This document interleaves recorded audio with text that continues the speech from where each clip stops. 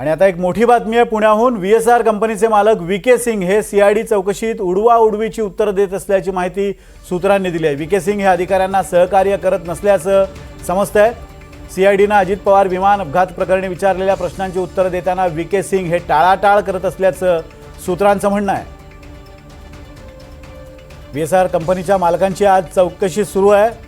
पुन्हा एकदा आपण अजिंक्य धायगुडे यांच्याकडे जाणार आहोत। अजिंक्य, VSR कंपनीचे मालक VK सिंग यांचा सुद्धा जबाब नोंदवला जातोय, प्रश्नोत्तर विचारली जात आहेत, मात्र ते उडवाउडवीची उत्तरं देताना दिसत आहेत। काय अपडेट्स आहेत? अगदी बरोबर आहे।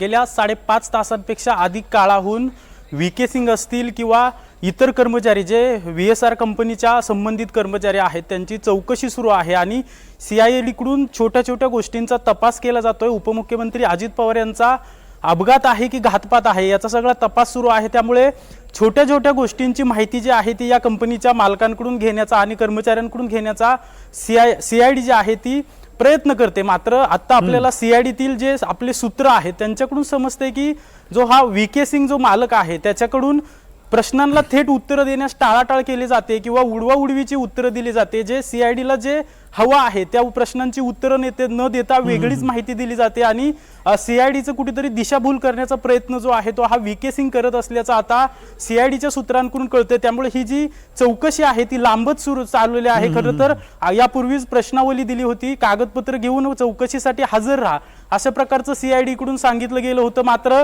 कुठेतरी ह्या VSR कंपनीचे मालक आणि कर्मचारी जे आहेत ते CIDला हवे असलेले उत्तर देत नाहीत किंवा दिशाभूल करण्याचा प्रयत्न करतात आणि टाळाटाळ करत असल्याचं आपल्याला सध्या तरी सूत्रांकडून कळतंय। त्यामुळे ही चौकशी जी आहे ती लांबण्याची चिन्ह जे आहे किंवा लांबण्याची शक्यता जी आहे ती सध्या वर्तवली जाते।